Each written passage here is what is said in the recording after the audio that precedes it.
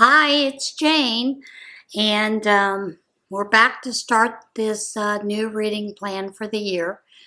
I know this is January the 13th, so what I'm going to do is I'm going to double up on readings until we are caught up for the daily readings.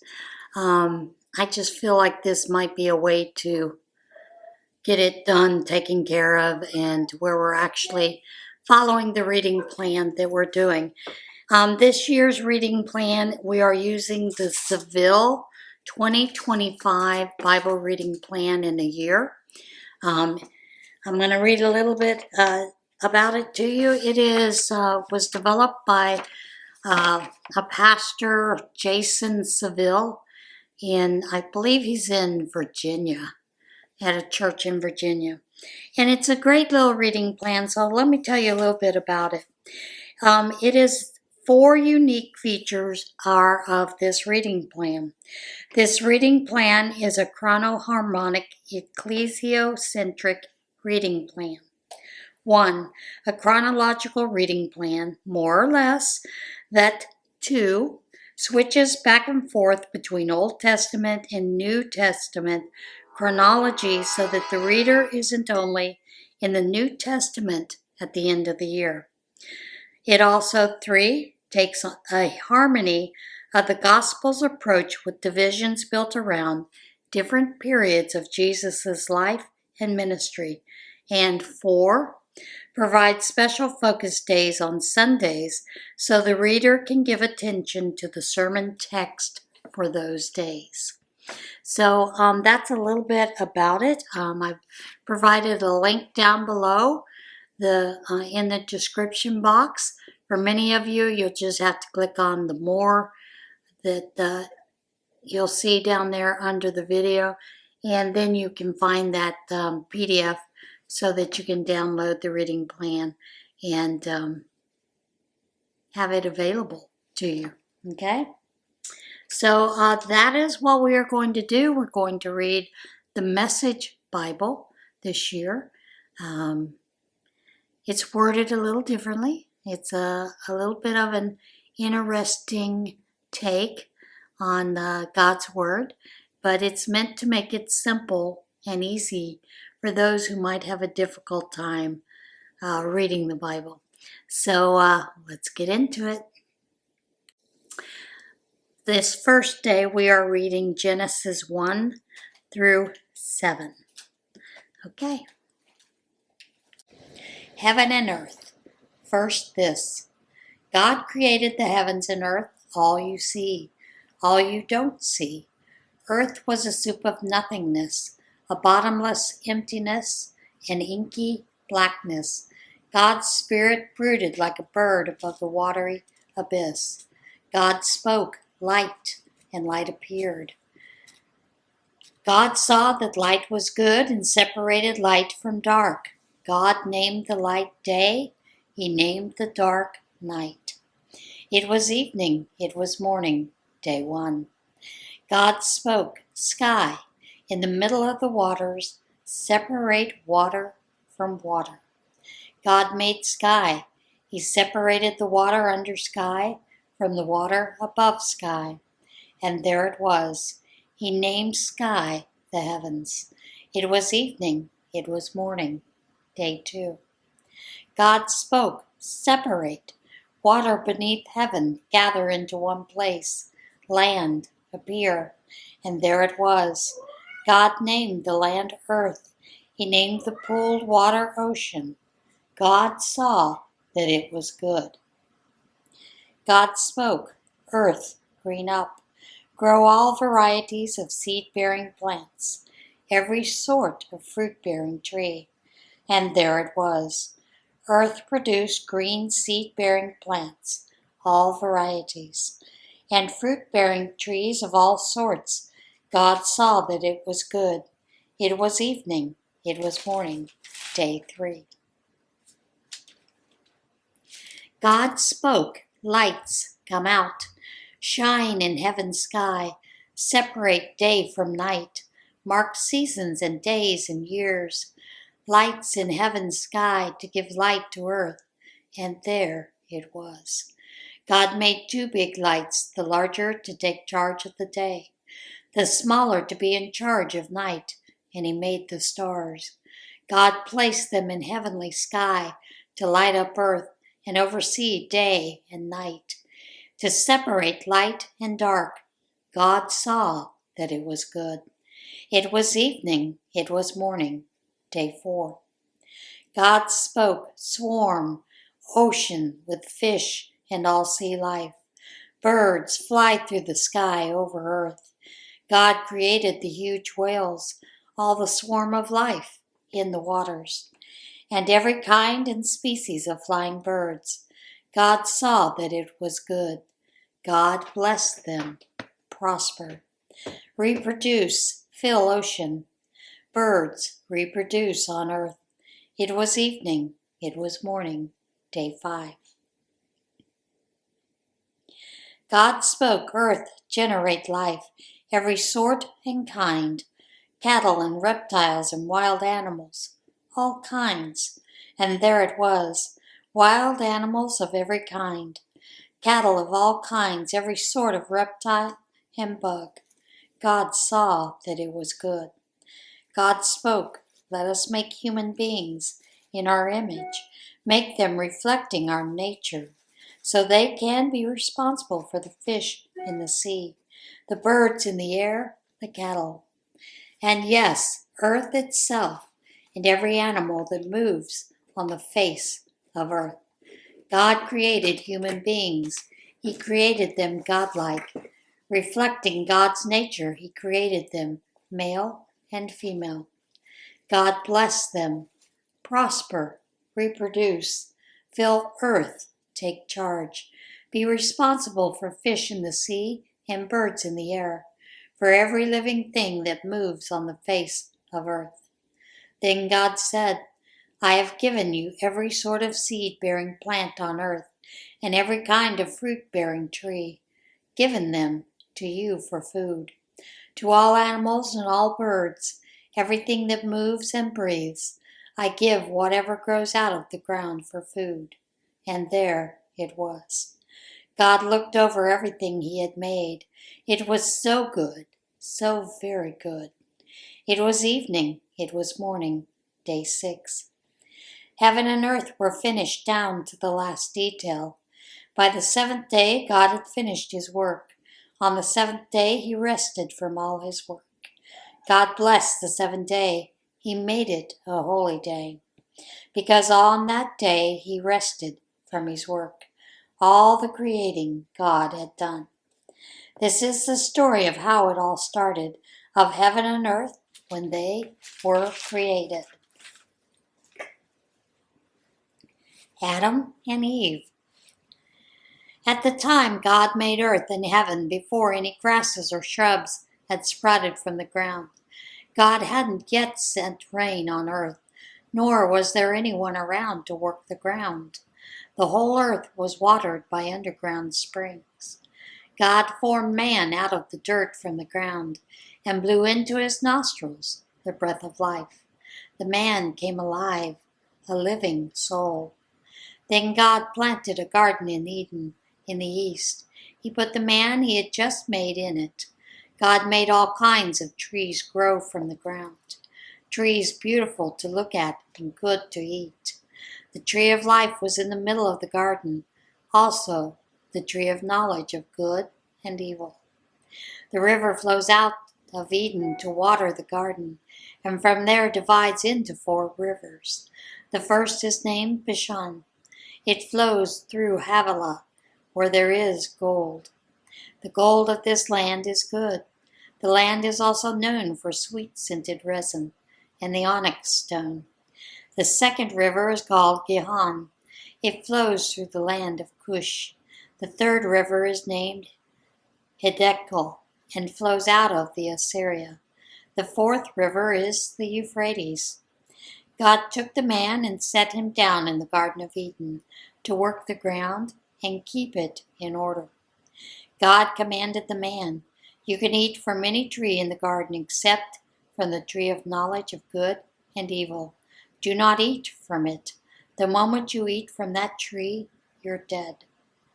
God said, it's not good for man to be alone. I'll make him a helper, a companion. So God formed from the dirt of the ground all the animals of the field and all the birds of the air. He brought them to the man to see what he would name them. Whatever the man called each living creature, that was the name. That was the name. The man named the cattle, named the birds of the air, named the wild animals, but he didn't find a suitable companion. God put the man into a deep sleep. As he slept, he removed one of his ribs and replaced it with flesh. God then used the rib that he had taken from the man to make woman and presented her to the man. The man said, finally, bone of my bone, flesh of my flesh. Name her woman, for she was made from man. Therefore a man leaves his father and mother and embraces his wife. They become one flesh. The two of them, the man and his wife, were naked, but they felt no shame. The serpent was clever, more clever than any wild animal God had made. He spoke to the woman. Do I understand that God told you not to eat from any tree in the garden? The woman said to the serpent, not at all. We can eat from the trees in the garden. It's only about the tree in the middle of the garden that God said, don't eat from it. Don't even touch it, or you'll die. The serpent told the woman, you won't die. God knows that the moment you eat from that tree, you'll see what's really going on. You'll be just like God, knowing everything, ranging all the way from good to evil. When a woman saw that the tree looked like good eating and realized what she would get out of it, she'd know everything. She took and ate the fruit and then gave some to her husband, and he ate. Immediately, the two of them did see what was really going on, saw themselves naked. They sewed fig leaves together as a makeshift clothes for themselves. When they heard the sound of God strolling in the garden in the evening breeze, the man and his wife hid in the trees of the garden, hid from God. God called to man, where are you? He said, I heard you in the garden and I was afraid because I was naked and I hid. God said, who told you you were naked? Did you eat from that tree I told you not to eat from? The man said, the woman you gave me as companion, she gave me fruit from the tree, and yes, I ate it. God said to the woman, what is this that you've done? The serpent seduced me, she said, and I ate. God told the serpent, because you've done this, you're cursed. Cursed beyond all cattle and wild animals. Cursed to sleep on your belly and eat dirt all your life. I'm declaring war between you and the woman, between your offspring and hers. He'll wound your head. He'll wound your head. You'll wound his heel. Wound. Oh boy. He told the woman, I'll multiply your pains in childbirth. You'll give birth to your babies in pain. You'll want to please your husband, but he'll lord it over you. He told the man, because you listened to your wife and ate from the tree that I commanded you not to eat from. Don't eat from this tree. The very ground is cursed because of you. Getting food from the ground will be as painful as having babies is for your wife. You'll be working in pain all your life long. The ground will sprout thorns and weeds. You'll get your food the hard way, planting and tilling and harvesting, sweating in the fields from dawn to dusk, until you return to that ground yourself, dead and buried. You started out as dirt, you'll end up dirt. The man known as Adam named his wife Eve because she was the mother of all the living. God made leather clothing for Adam and his wife and dressed them. God said, "The man has become like one of us, capable of knowing everything, ranging from good to evil. What if he now should reach out and take fruit from the tree of life and eat, and live forever? Never. This cannot happen." So God expelled them from the Garden of Eden and sent them to work the ground, the same dirt about which they've been made. He threw them out of the garden and stationed angel cherubim and a revolving sword of fire east of it, guarding the path to the tree of life. And that is it for today's Bible reading. As always, get in touch with God today, and I'll see you again tomorrow. Bye. Adam slept with Eve, his wife. She conceived and had Cain. She said, "I've gotten a man," with God's help. And then she had another baby, Abel. Abel was a herdsman and Cain a farmer. Time passed. Cain brought an offering to God from the produce of his farm. Abel also brought an offering, but from the firstborn animals of the herd, choice cuts of meat. God liked Abel and his offering, but Cain and his offering did not get his approval. Cain lost his temper and went into a sulk. God spoke to Cain, "Why this tantrum? Why the sulking? If you do well, won't you be accepted? And if you don't do well, sin is lying in wait for you, ready to pounce. It's out to get you. You've got to master it." Cain had words with his brother. They were out in the field. Cain came at Abel, his brother, and killed him. God said to Cain, "Where is Abel, your brother?" He said, "How should I know? Am I his babysitter?" God said, "What have you done? The voice of your brother's blood is calling to me from the ground. From now on, you'll get nothing but curses from this ground. You'll be driven from this ground that has opened its arms to receive the blood of your murdered brother. You'll farm this ground, but it will no longer give you its best. You'll be a homeless wanderer on earth." Cain said to God, "My punishment is too much. I can't take it. You've thrown me off the land. I can never again face you. I'm a homeless wanderer on earth, and whoever finds me will kill me." God told him, "No. Anyone who kills Cain will pay for it 7 times over." God put a mark on Cain to protect him, so that no one who met him would kill him. Cain left the presence of God and lived in no man's land, east of Eden. Cain slept with his wife. She conceived and had Enoch. He then built a city and named it after his son Enoch. Enoch had Irad. Irad had Mehujael.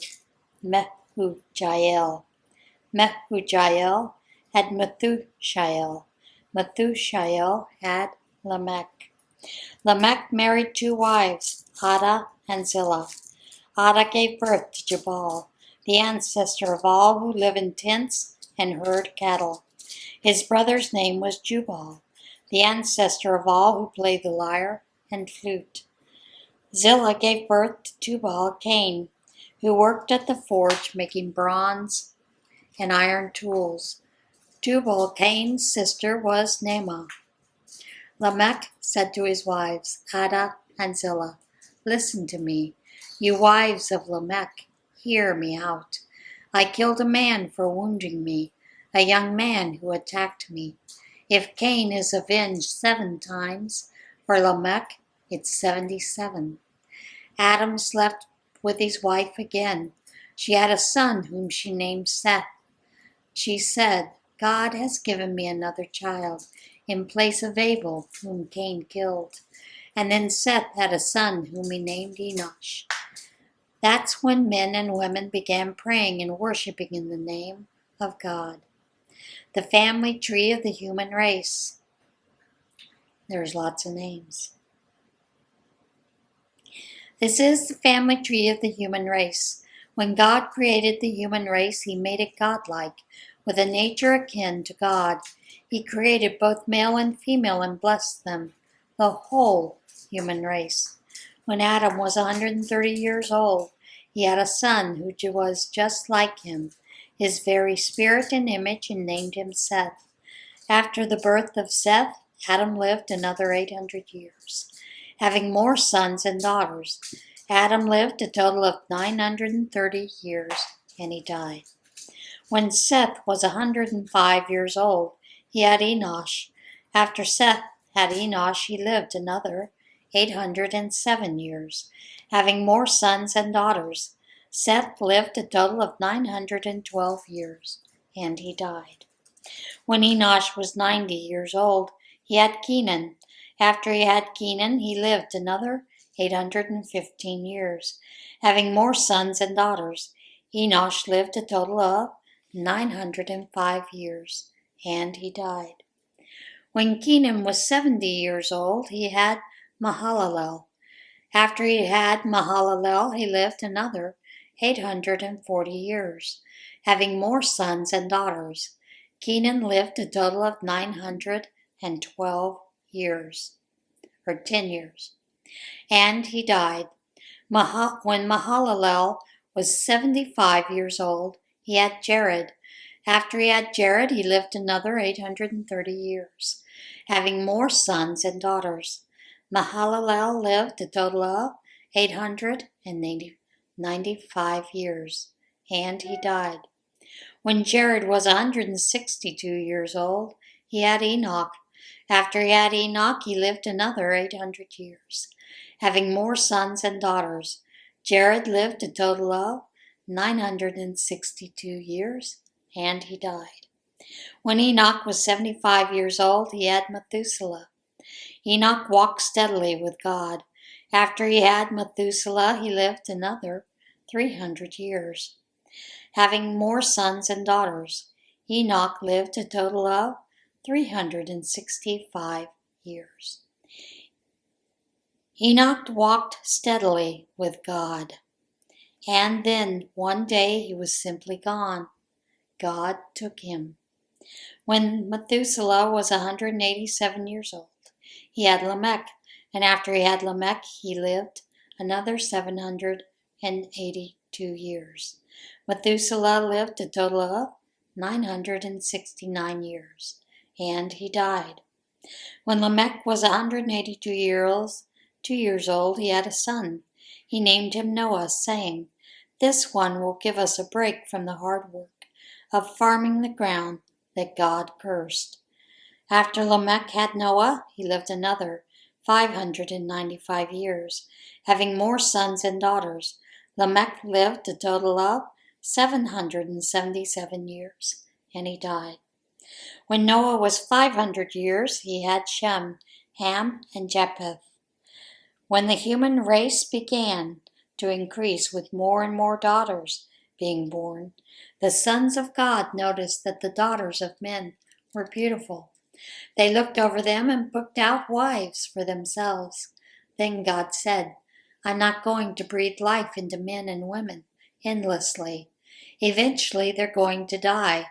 From now on, they can expect a lifespan of 120 years." This was back in the days and also later, when there were giants in the land. The giants came from the union of the sons of God and the daughters of men. These were the mighty men of ancient lore, the famous ones. Noah and his sons. God saw that human evil was out of control. People thought evil, imagined evil, evil, evil, evil, from morning to night. God was sorry that he had made the human race in the first place. It broke his heart. God said, "I'll get rid of my ruined creation. Make a clean sweep. People, animals, snakes, bugs, birds, the works. I'm sorry I made them. But Noah was different. God liked what he saw in Noah. This is the story of Noah.